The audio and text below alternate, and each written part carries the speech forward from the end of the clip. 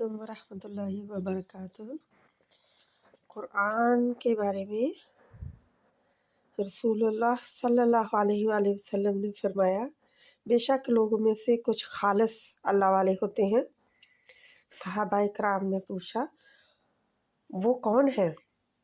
आप सल्लल्लाहु अलैहि वसल्लम ने फरमाया, वो असल अहलुल कुरान है, वो अहलुल कुरान है, यानी कुरान वाले। अल्लाह वाले और उसके ख़ास कौन लोग हैं? अहलुल कुरान, जो कुरान वाले हैं। तो कुरान वाले का क्या मतलब है कि सिर्फ़ कुरान पास है उनके, या कोई और भी मतलब है?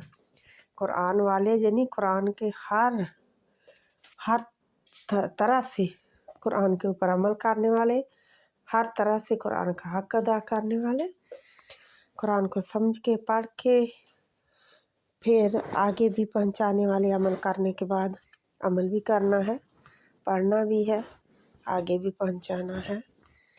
ये सारे काम जो करेगा वो अहलुल कुरान में शामिल होगा। अल्लाह ताला हमें भी कर दे। आमीन सुम्मा आमीन।